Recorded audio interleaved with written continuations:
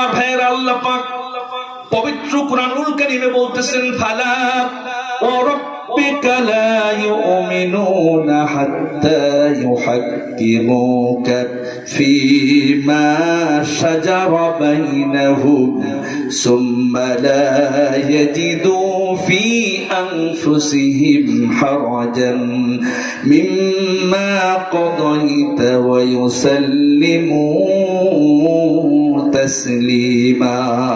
জোরে কোন আল্লাহু আকবার। দুই হাত টান টান সোজা করেন, টান টান একেবারে টান টান সোজা করেন, বলেন আল্লাহু আকবার। আর জোরে কোন আল্লাহু আকবার। আল্লাহ বললেন সূরা নিসার 65 নম্বর আয়াত, 5 পারার 26 9 নম্বর লাইনে আছে। আল্লাহ বললেন ওরা ঈমানদার নয়, ও নবী তোমার রবের কসম করে বলি, ও নবী তোমার রবের কসম করে বলি ওরা ঈমানদার না। আল্লাহ নবীজির রবকে আল্লাহ নিজে নিজের কসম করে বললেন তারা ঈমানদার হতে পারে না যারা তোমার বিচার ব্যবস্থা মানতে নারাজ। তুমি যেভাবে বিচার করেছো ওই বিচার যারা মানতে রাজি না, ও নবী তোমার রবের কসম করে বললাম তারা বেঈমান। আমার ভাইরা, সোনার বাংলাদেশে চোরের বিচার কি কোরআন দিয়ে হয় নাকি? ডাকাতের বিচার, অথচ কোরআনে স্পষ্ট হয়েছে ডাকাতকে এইভাবে শুলে চড়াতে হবে। ধর্ষণের বিচার কোরআনে কিভাবে করতে হবে আছে না নেই? সূরা নূরের ভিতরে 2 নম্বর আয়াতে আল্লাহ বলেছেন ধর্ষণকারী যদি ধর্ষণ করে, জিনা যদি করে, ফাজলিদু মিনহুমা মিআতা জালদা, পুরুষ হোক আর নারী হোক, জনগণের সামনে রেখে প্রকাশ্যে 100টা বেতের বাড়ি মারবা, চাবুকের আঘাত করবা। কে বলছেন? নবীজি এই আয়াতের ব্যাখ্যায় হাদিসে বলেছেন যদি ওর বাড়ি বউ থাকে ওই লুচ্চরার বেঁচে থাকার অধিকার নেই, কারণ ওর বাড়ি বউ থাকার পরেও আকাম করেছে, পরকিয়া করেছে, ধর্ষণ করেছে, গলা পর্যন্ত পুঁতে পাথর নিক্ষেপ করে তারে ততক্ষণ মারতে হবে যতক্ষণ তার জানটা বের না হয়ে যায়। এই বিচার আমাদের দেশে আছে? কথা বলেন। অথচ ধর্ষণ বন্ধের জন্য কত রকমের সেমিনার আমাদের দেশে চলে, অথচ একটা বিচার যদি বেনাপোলে কোনো ধর্ষণকারীকে যদি ধরে এইভাবে বিচার করে দেওয়া যায় প্রকাশ্যে, এই এলাকায় ধর্ষণ করার সাহস কেউ পাবে? আমার ভাইয়েরা, হযরত ওমর রাদিয়াল্লাহু তাআলা আনহু তিনি বসে আছেন নিজের বাড়িতে, একজন মুসলমান একজন কাফের ওমরের কাছে এসে বলতেছেন, মুসলমানটা বলতেছে ও জানে যে ওমর ইহুদিদের দেখতে পারে না। ইহুদির এবং মুসলমানের একটা বিষয় নিয়ে ঝামেলা বেঁধে গেছে, নবীজির কাছে গিয়েছিলেন বিচার করে দেওয়ার জন্য। নবীজি সব শুনে তদন্ত করে ইহুদির পক্ষে রায় দিয়েছেন। মুসলমানের খুব রাগ হয়ে গেল যে আমি নবীজির দলের লোক আর বিরোধী দলের লোকের পক্ষে নবীজি রায় দিল। ওর খুব রাগ হয়েছে। ও জানে যে ওমর তো ইহুদিদের দেখতে পারে না। ওমরের কাছে গিয়া একটু যদি বলি ও নতুন করে বিচার করে দিলে আমার পক্ষেই রায় আসবে, এই বিশ্বাস নিয়ে ওমরের কাছে গিয়ে বলতেছে যে ওমর তুমি এই বিচারটা করে দাও। বিচারটা একবার করা হয়েছে, আমার পছন্দ হয়নি। আমি নবীজির দল করি, নবীজির পক্ষে থাকি, নবীজির পিছনে নামাজ পড়ি, আমি ইসলামের জন্য খরচ করি, আমি সব কাজ করি, আর নবীজি আমার পক্ষের রায় না দিয়ে ইহুদির পক্ষে রায় দিয়েছে। তুমি একটু বিচারটা ভালো করে তদন্ত করে আমার কি করা যায় দেখে। আমাদের দেশে আমাদের এই এলাকায় যদি দুটো নেতা থাকে, একজন যদি সালিশ একরকম করে দেয়, বিপক্ষের আর এক নেতা যে তার কাছে যাই যদি বলা হয় অমুকের কাছে গেছিলাম অত ভালো বিচার করতে পারিনি, তুমি বিচার করে দাও, তখন ওই পরের 2 নম্বরে যে নেতা, ওই নেতা খুশি হবে না বেজার হবে? যে ও ভালো নেতা হতে পারেনি, ও বিচার ঠিক মতো করতে পারে না, খুশি হবে। ওমরের কাছে যখন যাওয়া হলো তখন ওমর রাদিয়াল্লাহু তাআলা খুশি হলেন, তাই না? ওমর রাদিয়াল্লাহু তাআলা কিছু বুঝতে দেন না, বলতেছে তুমি নবীজির বিচার পছন্দ করেনি, আমার কাছে বিচার চাও। বলতেছে ঠিক আছে দাও, আমি আসতেছি ভিতর থেকে। 2 জন দাঁড়িয়ে আছে, একজন ইহুদি আর একজন মুসলমান। বিশ্বাস যে বিচারটা ভালো মতো হবে, আমার পক্ষে হবে। কিছুক্ষণ পর দেখা গেল হযরত ওমর তার নিজস্ব যেই তরবারি সবসময় সাথে রাখতেন, ঘরের ভিতর থেকে তরবারির খাপ ভিতর থেকে খুলেছেন, খুলে বাইরে বের হয়ে এসেছেন। ওমরের হাতে তরবারি দেখে পিলে চুলকায় গেছে। ওমর এমন প্রেসিডেন্ট ছিলেন, কাফেররা পর্যন্ত থরথর করে কাঁপত। ওমর যেই রাস্তা দিয়ে হেঁটে যেতেন 40 দিন সেই রাস্তা দিয়ে শয়তান যেতে ভয় পেত, এমন রাগী ছিলেন ওমর। কি বিচার তিনি করেছেন 10 বছর রাষ্ট্র চালিয়েছেন। 10 বছরের ভিতরে রাষ্ট্রে একজন লোক চোর ছিল না, একটা ডাকাত ছিল না, একটা লুচ্চ লম্পট ছিল না, কোনো দুর্নীতি ছিল না, কোনো অপরাধ তার দেশে হতো না। কারণ তিনি বিচার করতেন, দেশ চালাতেন কি দিয়া? জোরে বলেন। জান্নাতি পরিবেশ তার দেশে। ওমর রাদিয়াল্লাহু তাআলার হাতে তরবারি দেখে মুসলমান তো এমন জোরে দৌড় শুরু করেছে, পা দেখা যাচ্ছে না। আমাদের আঞ্চলিক ভাষায় বলে খাইছে দৌড়। এর দৌড় দেখে ওই যে ইহুদি ছিল, ও চিন্তা করেছে দৌড় যেহেতু মারিছে ওমরের সামনে দাঁড়ানো তো নিরাপদ না, ঝাড় যদি হয় ও তো চলে গেছে, আমি যদি দাঁড়িয়ে থাকি তো এই ঘায় আমারও হতে পারে। ও আরেক দিকে দৌড়। ওমর রাদিয়াল্লাহু তাআলা ডানে না গিয়া বায়ে মুসলমানের পিছনে দৌড়াচ্ছে আর বলতেছে, বেটা যতই দৌড়াস তুই ওমরের সাথে দৌড়িয়ে পারবি না। কিছু দূর যাওয়ার পর ওমর রাদিয়াল্লাহু তাআলা তাকে ধরাশায়ী করলেন, তাকে ধরে ফেললেন আর বললেন, আমার নবী, বিশ্ব নবী, আমার নেতা রাহমাতুল লিল আলামিনের বিচার যার পছন্দ হয় না তার আর বেঁচে থাকার কোনো অধিকার নাই। বলার সাথে সাথে তরবারি দিয়া ঘাড়ের উপরে আঘাত করেছে, দেহটা কাঁপতে কাঁপতে একপাশে পড়ে গেছে, কাল্লা আলাদা হয়ে ছিটকে কয়েক হাত দূরে পড়ে গেছে। জোরে কোন আল্লাহু আকবার। মরার সাথে সাথে নিহতের আত্মীয় স্বজন সব লাশ নিয়ে গেছে, নিয়ে যে নবীজির কাছে গিয়া বলতেছে, তুমি তো ধর্মের কথা বলো, তোমার কোরআনেই আছে হত্যার বদলে হত্যা। ওমর একজন মুসলমান হত্যা করেছে, অতএব তুমি কোরআনের আয়াত দিয়ে বিচার করবা, ওমরের ফাঁসির বদলে ফাঁসি, হত্যার বদলে হত্যা, ওমরকে হত্যা করা লাগবে।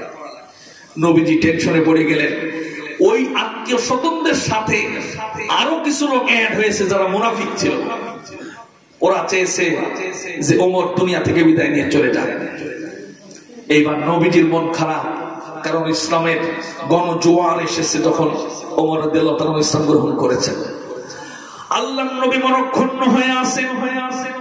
বিশ্ব নবী ওমরকে ডাক দিয়ে বললেন, ওমর তুমি কেন মুসলমান মারতে গেলে?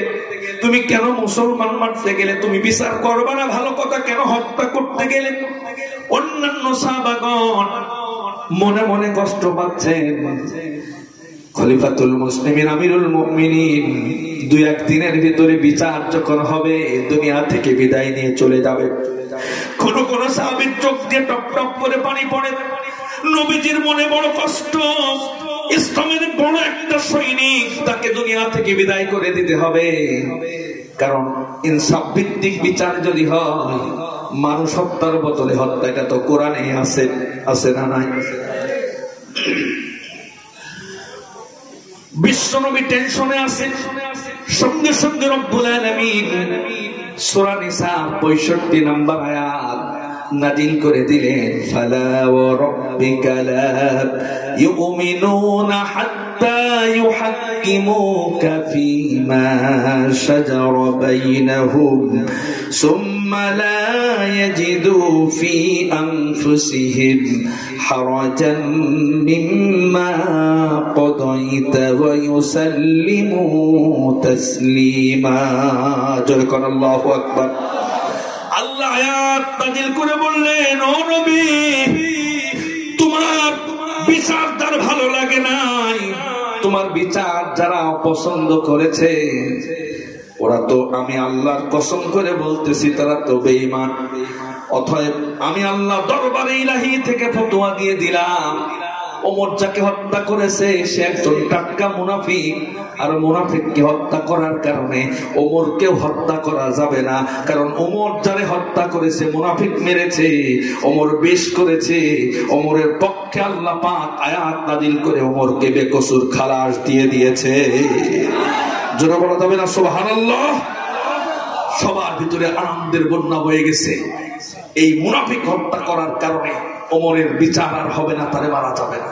আমার ভাইয়েরা, সোনার বাংলাদেশে যদি কোরআনের আয়াত দিয়ে বিচার হতো, চোরের বিচার, ডাকাতের বিচার, ধর্ষণের বিচার, মদখোরের বিচার, তাহলে প্রকৃতপক্ষে সোনার বাংলাদেশ সোনার রাষ্ট্রে পরিণত হয়ে যেত। কথা বলেন ঠিক কিনা? কিন্তু অধিকাংশ যদি চোর হয়, চোরের হাত কাটার আইন কি তারা বাস্তবায়ন করতে চাইবে? কথা বলেন। আমার ভাইরা, অনেক কথা এই পয়েন্টের উপর অনেক আলোচনা করা সম্ভব। আমি জালেম কারা তাদের একটা নমুনা আপনাদেরকে সামান্য দিয়ে যাচ্ছি। 1 নাম্বার শিরিক যারা করে, 2 নাম্বার যারা কোরআনের আয়াত দিয়ে বিচার করে না, তারা জালেম, তাদের আর পার কোনো সুযোগ নাই। 3 নাম্বার যারা ইসলামের শত্রুকে বন্ধু বানায়। এরকম লোক আছে না নেই? মনে করেন যে আপনার এই মুসলিম রাষ্ট্রের সাথে সম্পর্ক ভালো না, পাশের রাষ্ট্র দাদা বাবুরা যতই আপনার সীমান্ত হত্যা করুক, ফেলানির মতো মানুষকে মেরে কাঁটাতারের সাথে ঝোলায় দিই, মাঝে মাঝে বিজিবি ওদেরকে হত্যা করে লাশ এপাশে পাঠায় দেয়, সেলুট দিতে দিতে ওই বিজিবির লাশ নিয়ে যায়। সেলুট দিলে তো মরার পরে অনেক সোয়াব বা অনেক কিছু ওই রুহের উপরে অনেক শান্তি হয়, তাই তো নাকি? অথচ রাষ্ট্রীয় ভাবে প্রতিবাদ আমরা দেখতে পাই না। যেই রাষ্ট্র আমার রাষ্ট্রের মুসলমানদেরকে হত্যা করছে, বিজিবি হত্যা করছে, এমনকি 500 বছরের পুরাতন বাবরি মসজিদ ওরা ভেঙে রাম মন্দির তৈরি করেছে। কেউ কেউ বলতেছে বাংলাদেশ আর ভারতের সম্পর্ক হলো স্বামী স্ত্রীর মতো। নাউজুবিল্লাহ বলবেন না? তাদের সাথে সম্পর্ক রাখছে। কোরআন বলতেছে ওয়ামাইয়াতাওয়াল্লাহুম মিনকুম ফাউলাইকা হুমুজ জালিমুন। সূরা তাওবা 23 নম্বর আয়াতে আল্লাহ বলেন, যারা অমুসলিম, যারা মুসলমান না, ওদের সাথে যদি তুমি বন্ধুত্ব করো তাহলে তোমার নামটা জালিমের খাতায় উঠে যাবে। কোন অমুসলিমদের সাথে এই রকম, যারা অমুসলিম তাদের সাথে অন্তরঙ্গ বন্ধুত্ব করা যাবে না। কে বলেছেন? 3 নাম্বার চলে গেল। 4 নাম্বার যারা কুফরি নীতি অবলম্বন করে, আল্লাহ পাক বললেন ওয়াল কাফিরুনা হুমুজ জালিমুন। যারা কাফের কুফরি নীতি অবলম্বন করে তারাই হলো জালেম। অনেক মুসলমান এমন এমন কথা বলে কাফের হয়ে যায়, ব্যাখ্যা করতে গেলে অনেক সময় চলে যাবে। শুধু মনে রাখতে হবে এমন কোন কাজ করা যাবে না যাতে ঈমানটা নষ্ট হয়ে কাফের হয়ে যায়। 5 নাম্বার যারা মুনাফিকি করে, যারা মুনাফিকি করে অন্তরে নিফাক লালন করে, তাদের ব্যাপারে সূরা নূরের 50 নম্বর আয়াতে আল্লাহ বলেছেন তারা হলো জালেম।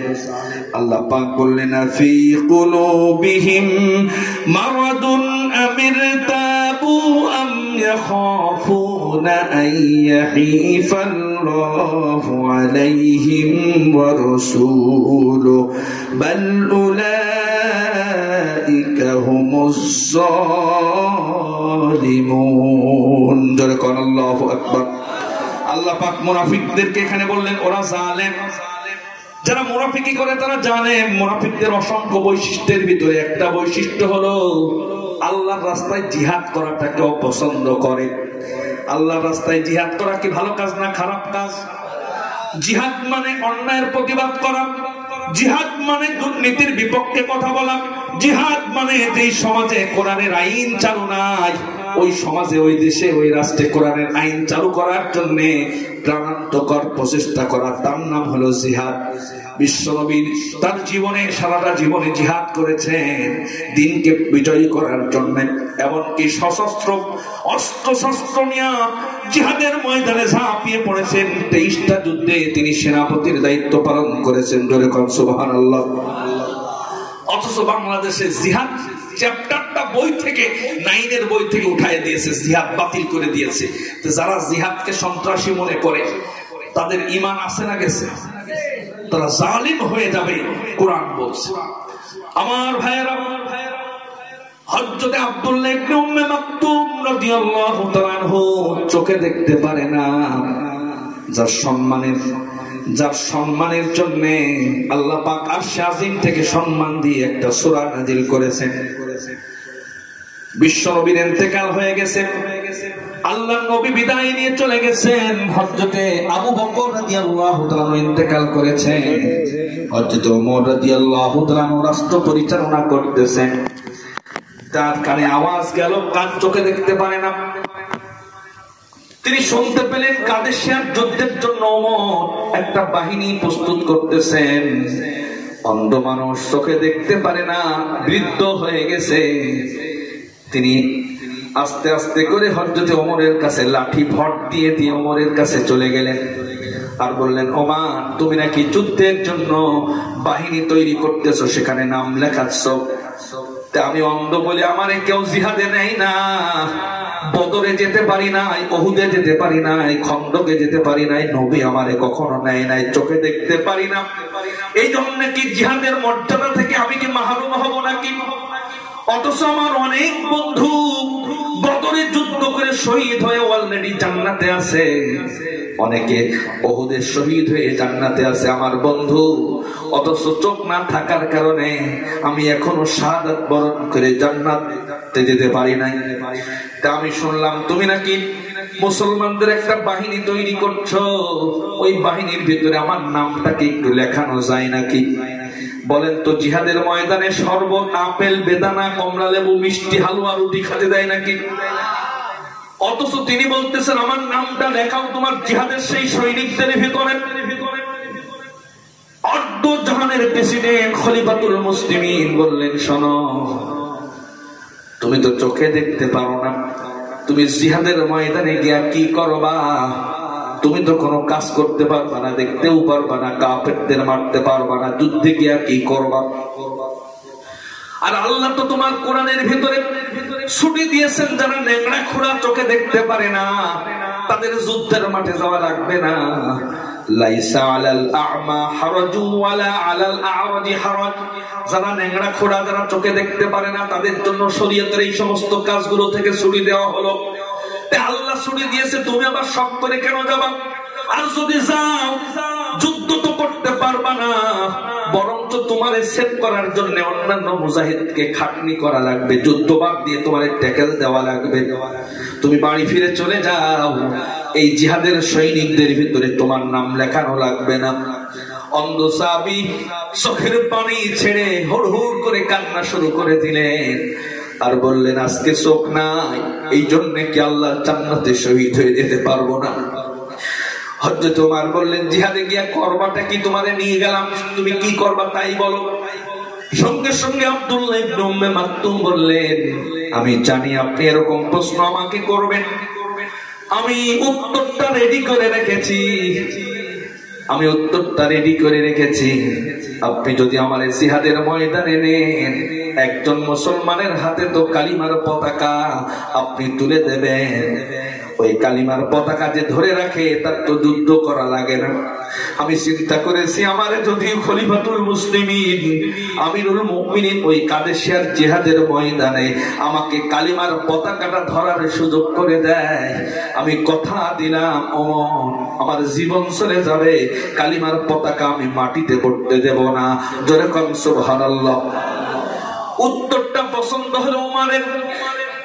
সেনাবাহিনী ওখান থেকে অনেক দূরে কাদেশিয়ার যুদ্ধে যাবে। হযরত ওমর সেনাবাহিনীর যিনি প্রধান ছিলেন তাকে ডাক দিলেন, সেনাপ্রধানকে ডাক দিয়ে বললেন, এই যে অন্ধ তোমাদের ভাই জিহাদে যেতে চায়, তার নামটা লেখা নাও, তার দায়িত্ব দিবা, সে তো যুদ্ধ করতে পারবে না, কালিমার পতাকাটা তার হাতে তুলে দিবা। ওই আব্দুল্লাহ ইবনে উম্মে মাকতুম কথা দিয়েছে, জীবন চলে যাবে, তারপরে পতাকাটা মাটিতে পড়তে দেবে না। যুদ্ধে চলে গেল, মুসলমানদের সাথে কাদেশিয়ার যুদ্ধে কাফেরদের যুদ্ধ শুরু হয়ে গেল। তীর নিক্ষেপ শুরু হয়ে গেছে, কাফেররা হামলা করে, এরা আবার হামলা ঠেকায় আবার করে, ঘাত প্রতিঘাত শুরু হয়ে গেছে জিহাদের ময়দানে। সামনে দাঁড়ায় শক্ত করে আব্দুল্লাহ ইবনে উম্মে মাকতুম পতাকা ধরে আছে। যুদ্ধ তো এক জায়গা দাঁড়িয়ে করা যায় না, একবার পজিশন নেওয়া লাগে, একবার ডানে যাওয়া লাগে, একবার বাঁয়ে যাওয়া লাগে, অবস্থা বুঝে পদক্ষেপ নেওয়া লাগে। যুদ্ধ করতে করতে হঠাৎ করে লক্ষ্য করে দেখা গেল আব্দুল্লাহ ইবনে উম্মে মাকতুমের পাশ থেকে মুসলমানেরা সরে অন্য জায়গায় পজিশন নিয়েছে। তরবারি পতাকাটা ধরে দাঁড়িয়ে আছে একা একা আব্দুল্লাহ ইবনে উম্মে মাকতুম, কিছু বুঝতে পারতেছে না মুসলমানেরা কোন দিকে আছে, দেখতে পারে না। হঠাৎ করে দূর থেকে একটা কাফের লক্ষ্য করে দেখেছে একজন মানুষ পতাকা নিয়ে দাঁড়িয়ে আছে, লক্ষ্য করে দেখেছে ওই পতাকার ভিতরে লেখা রয়েছে লা ইলাহা ইল্লাল্লাহু মুহাম্মাদুর রাসূলুল্লাহ। মুখস্থ আছে আপনাদের? পড়েন, লা ইলাহা ইল্লাল্লাহু মুহাম্মাদুর রাসূলুল্লাহ। লক্ষ্য করে দেখেছে এখানে নবীজির নাম এবং কালিমা খচিত, বুঝতে পেরেছেন এ মুসলমানদের বাহিনীর একজন লোক। দূর থেকে একটা তীর নিক্ষেপ করেছে, আব্দুল্লাহ ইবনে উম্মে মাকতুমের বক্ষ মোবারক বরাবর ঢুকে গেছে, রক্ত ফিনকি দিয়ে উঠেছে। সজরে যদি একটা তীর লাগে কি পরিমাণ ব্যথা তার লাগে, চোখ দিয়ে পানি পড়ছে, রক্ত ফিনকি দিয়ে কাদেশিয়ার ময়দান ভিজে যাচ্ছে, কিন্তু তিনি একটাবার তীরে হাত দিচ্ছেন না। এক হাত দিয়ে তীর ধরতে গেলে ওই যে ওমরের সাথে কথা দিয়েছে পতাকা মাটিতে পড়তে দেব না, আর একটা তীর নিক্ষেপ করেছে, পাশে লেগেছে। এভাবে করে 7-8টা তীর মারার পরে শরীর থেকে এত বেশি রক্তক্ষরণ হয়েছে, আব্দুল্লাহ ইবনে উম্মে মাকতুম আর দাঁড়িয়ে থাকতে পারেন না। আব্দুল্লাহ ইবনে উম্মে মাকতুম নিজের রক্তের ভিতরে ঠপাস করে পড়ে গেছেন। কিছুক্ষণ পর তার প্রাণ বায়ুটা বের হয়ে শাহাদাতের পিয়ালা পান করে তিনি শহীদ হয়ে গেছেন। জোরে সুবহানাল্লাহ। মুসলমানেরা পরবর্তীতে কাদেশিয়ার ময়দানে গিয়া খুঁজতেছেন যে কয়জন শহীদ হলো, কি কি ব্যাপার। লাশগুলো যখন খুঁজতেছেন তখন লক্ষ্য করে দেখলেন মুসলমানেরা অবাক হয়ে গেলেন, আব্দুল্লাহ ইবনে উম্মে মাকতুম অন্ধ মানুষ মরে গেছে, শহীদ হয়ে গেছে, শরীরের ভিতরে 7-8টা তীর বিদ্ধ হয়ে আছে। তারপরেও মরা মানুষ, শহীদ হওয়া মানুষটা তখনও শক্ত করে কালিমার পতাকা সেই লাঠিটা ধরে রেখেছেন, কালিমার পতাকা ছোড়া টান টান তখনও উঠতেছে, জীবন চলে গেছে, তারপরে পতাকা মাটিতে পড়তে দেয় নাই। জোরে কোন আল্লাহু আকবার। আমাদের মাথায় যদি একটু আঘাত লাগে, আঘাত কমানোর জন্য একটু ডলে নেই, মশাই কামড় দিলে ডলে নেই, আর তার ভিতরে তীর বিদ্ধ হয়েছে, রক্ত বের হয়েছে, একটা বারের জন্য তীরটা বের করার জন্য চেষ্টা করেন নাই, না জানি আবার কালিমার পতাকাটা পড়ে যায়। তাহলে জিহাদের ময়দানে তাদের ভূমিকা কি ছিল? আর আমরা ওই জিহাদের কথা শুনলে অনেকের পাতলা পায়খানা শুরু হয়ে যায়। কথা বলেন ঠিক কিনা?